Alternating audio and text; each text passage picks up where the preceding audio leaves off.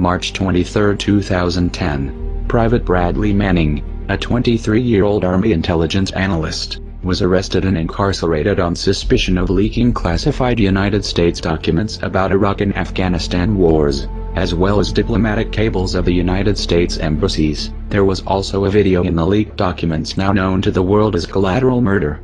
This video shows two American airmen in an AH-64 Apache helicopter lying to their ground controller about the presence of armed insurgents on the ground in Baghdad.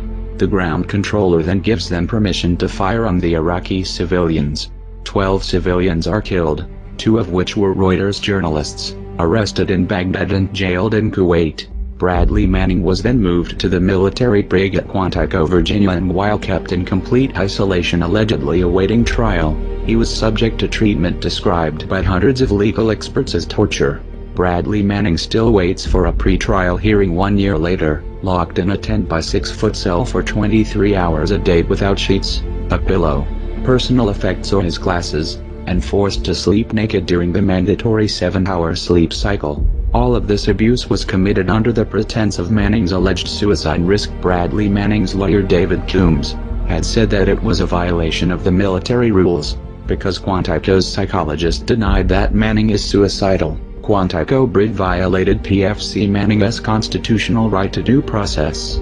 The facts surrounding PFC Manning's pretrial confinement at Quantico made it clear that his detention was not in compliance with legal and regulatory.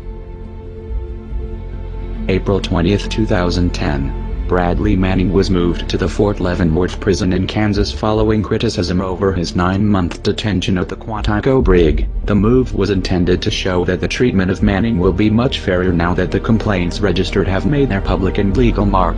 But they did not tell us that along with the move came an apparent order for PFC Manning's indefinite incarceration. One of the several charges that have been put to paper but not yet read in court is cooperating with the enemy, a charge that makes Manning eligible for the death penalty.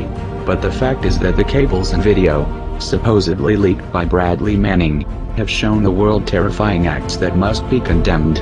Acts of what have commonly come to be called whistleblowing are driven by technologically changing times, ethics, and morals that we can readily observe when concerned people in the West seek a more just world, while the moment shows that we have been deceived by our own leaders. The truth is the pardonable innocence of Bradley Manning has been displayed by showing the world this information even if he is guilty according to the military justice system. It was hidden, but it should have been available to everyone.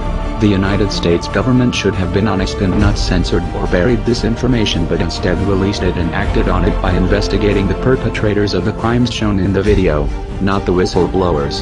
The question we should all have in mind is, who supports this hero? Most people know and support WikiLeaks and Julian Assange, but meanwhile, time is passing and Bradley Manning's life is being wasted in jail. Heroic if he did release the Collateral Murder video, and incarcerated in inhumane conditions under false pretenses for a year if he wasn't the one responsible. Either way, it is glaringly obvious to all of us that Bradley Manning shouldn't be the one in court, as we can see when we view those cables and the atrocities he allegedly was exposing. Free Bradley Manning. Jail the criminals, not the whistleblowers. We are anonymous. We are legion. We do not forgive. We do not forget. Expect us.